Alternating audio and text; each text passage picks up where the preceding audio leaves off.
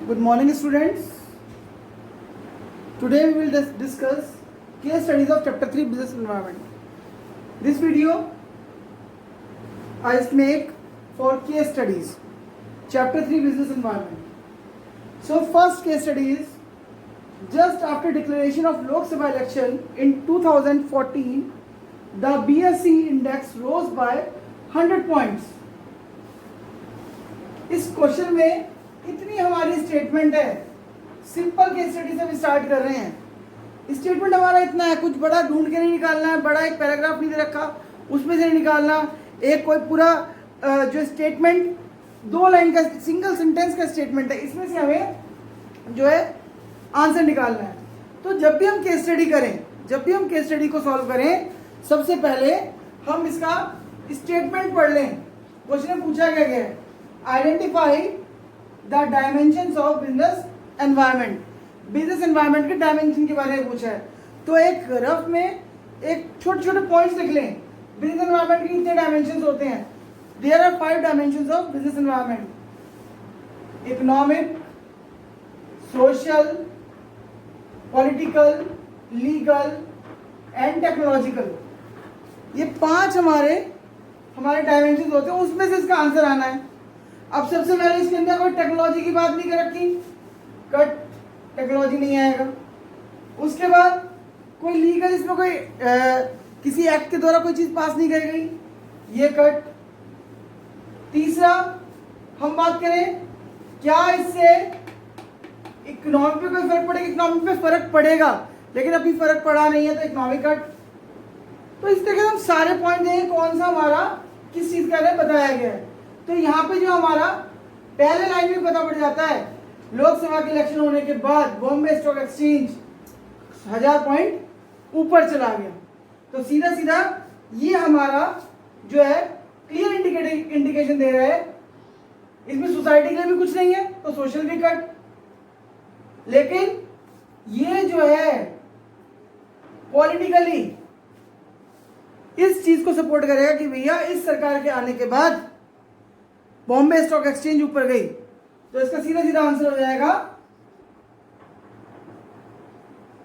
Political environment. Next case study, पहले वही करते हैं, ठीक है। पहले स्टेटमेंट पढ़ते हैं, स्टेटमेंट स्टार्टिंग से ही है। विच कंपोनेंट ऑफ बिजनेस एनवायरनमेंट, दोबारा कंपोनेंट की बात करी है। कंपोनेंट वही 5 कंपोनेंट होते हैं हमारे, economic, social, political, legal and technical. कि कौन सा कंपोनेंट ये कहता है कि सिगरेट के पैकेट के ऊपर एक कंपलसरी वार्निंग, स्टेटरी वार्निंग देनी है, एक हॉरिफाइड पिक्चर होनी चाहिए। तो भैया सोसाइटी पे असर पड़ेगा, लेकिन असर कुछ पड़ा नहीं है, सोसाइटी पे कुछ नहीं हुआ।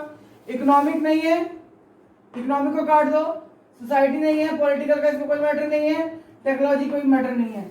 तो इसमें सीधे सीधा हमारा पता पड़ रहा है कि लीगल एनवायरनमेंट, तो आंसर आ जाएगा इसका लीगल। ये लीगली कंपलसरी है कि हमें सिगरेट के पैकेट के ऊपर एक वार्निंग देनी ही देनी है। नेक्स्ट क्वेश्चन पे आते हैं, नेक्स्ट स्टडी पे।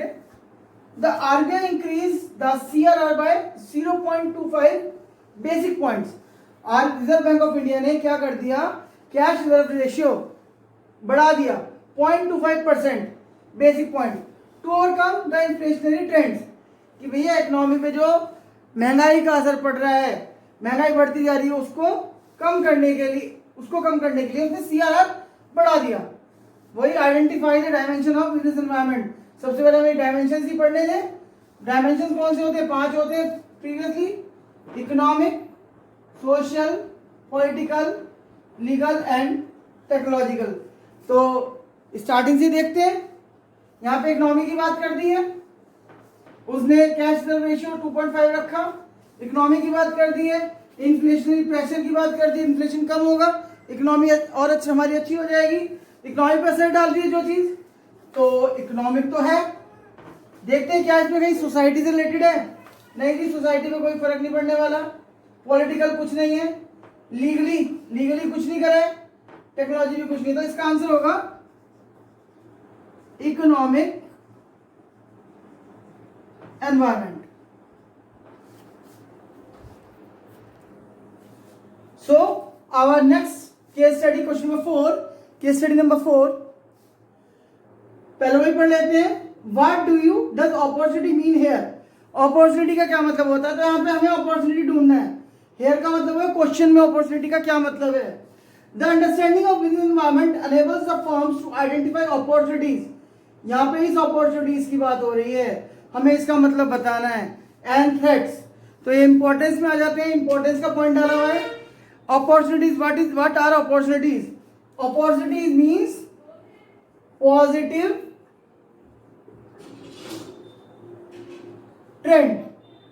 अपॉर्चुनिटीज का मतलब है पॉजिटिव ट्रेंड या positive effect on our business.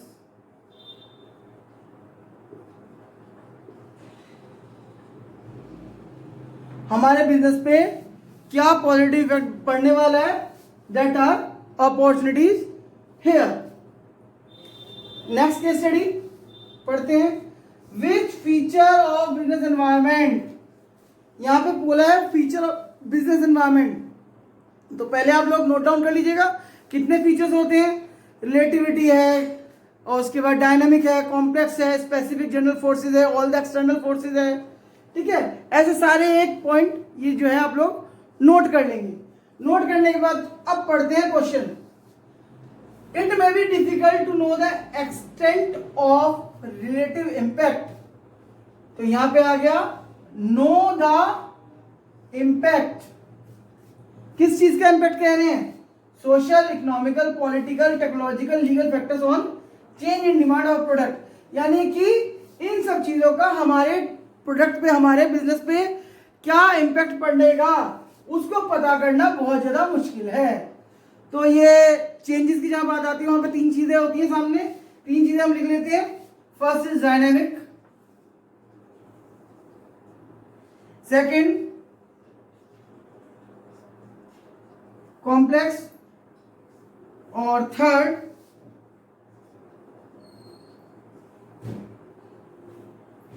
Uncertainty.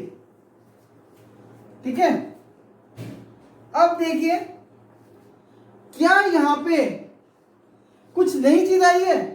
नई चीज की बात कर रहे हैं? नहीं, कोई चीज की बात नहीं करें कि टेक्नोलॉजी में चेंज आया, किस चीज में चेंज आया, नहीं।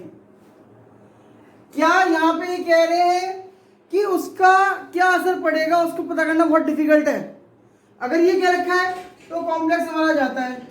फिर भी हम एक अनसर्टेन वाले व्यू एंगल से और देख लेते हैं, पहले वही पढ़ लेते हैं। What do you does opportunity mean here? Opportunity का क्या मतलब होता है? तो यहाँ पे हमें अपॉर्चुनिटी ढूंढना है।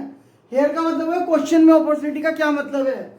The understanding of business environment enables the firms to identify opportunities. यहाँ पे इस अपॉर्चुनिटीज की बात हो रही है, हमें इसका मतलब बताना है। एंड थ्रेट्स, तो ये इंपॉर्टेंस में आ जाते हैं, इंपॉर्टेंस का पॉइंट डाला हुआ है।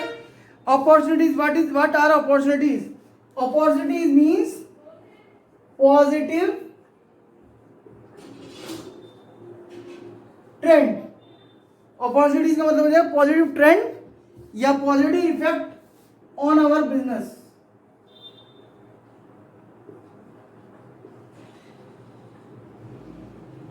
हमारे बिजनेस पे क्या पॉजिटिव इफेक्ट पड़ने वाला है?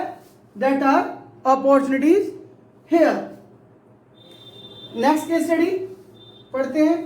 विच फीचर ऑफ बिजनेस एनवायरमेंट? यहां पे बोला है फीचर ऑफ बिजनेस एनवायरमेंट, तो पहले आप लोग नोट डाउन कर लीजिएगा कितने फीचर्स होते हैं। रिलेटिविटी है, और उसके बाद डायनामिक है, कॉम्प्लेक्स है, स्पेसिफिक जनरल फोर्सेज है, ऑल द एक्सटर्नल फोर्सेज है।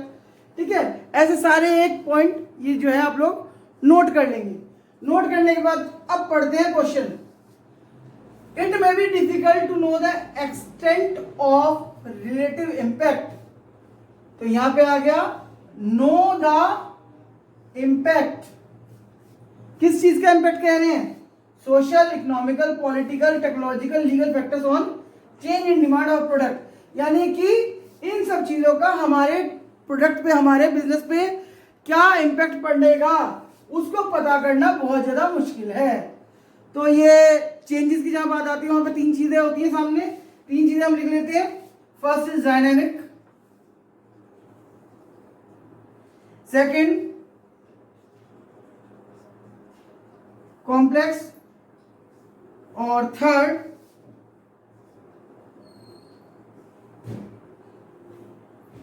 अनसर्टेनिटी। ठीक है, अब देखिए क्या यहां पे कुछ नई चीज आई है? नई चीज की बात कर रहे हैं? नहीं, कोई चीज की बात नहीं करें कि टेक्नोलॉजी में चेंज आया, किस चीज में चेंज आया, नहीं। क्या यहां पे ये कह रहे हैं कि उसका क्या असर पड़ेगा, उसको पता करना बहुत डिफिकल्ट है। अगर ये कह रखा है तो कॉम्प्लेक्स हमारा जाता है। फिर भी हम एक अनसर्टेन वाले व्यू एंगल से और देख लेते हैं। अनसर्टेन का क्या मतलब होगा यहाँ पे, अनसर्टेन वाला एंगल और देखते हैं। मैंने बताया कोई नई चीज नहीं बन रही तो डायनामिक नहीं है, डिफिकल्ट है पता करना क्या असर हमारे बिजनेस पे होने वाला है, तो वो भी हम देख लेते हैं।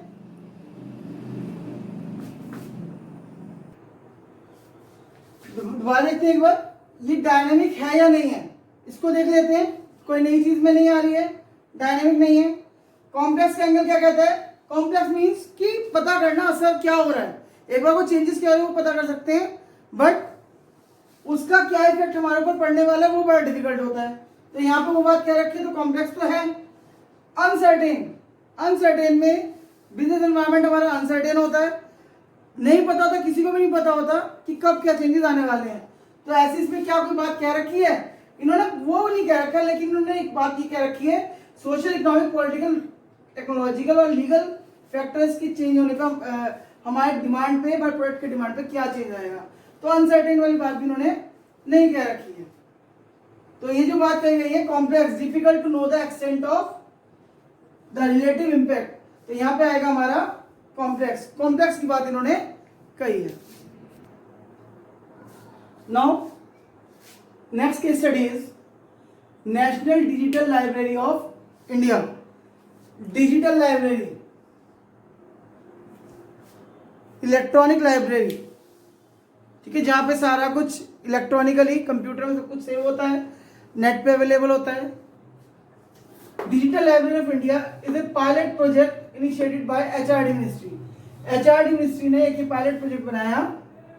It works towards developing framework of virtual repository, यानी कि वास्तविक तौर पे जहां पे सारी चीजें मिल जाए, इन्होंने उस चीज के लिए काम किया। Of learning resources with a single window search facility, यानी कि एक ही जगह इनको सारी कुछ सर्च कर सके, सारा कुछ सर्च कर सके। It provides support to all the academic levels including researchers, life long learners, यानी रिसर्च करने वालों के लिए लाइफ लॉन्ग, जो हमेशा जो लंबे समय से पढ़ रहे हैं, differently abled learners, free of cost, उन सबको फ्री ऑफ कॉस्ट प्रोवाइड कराना चाहिए। Identify and explain the dimensions of business environment, यानी पहले आइडेंटिफाई करना है फिर एक्सप्लेन करना है। अब मेन बात आती है, एक्सप्लेन तो कर देते हैं, मेन बात आती है आइडेंटिफाई कैसे करना है। तो वही है, बिजनेस एनवायरनमेंट की डायमेंशंस की बात की है। डायमेंशंस हमारे वही 5 है, economic, social, legal, political, technological. यहां पे देखते हैं, एक एक करके पता करते हैं। क्या यहाँ इकोनॉमिक में कोई चीज असर डाल रही है? नहीं, सीधे सीधे कुछ इकोनॉमिक के बारे में नहीं बता रखा।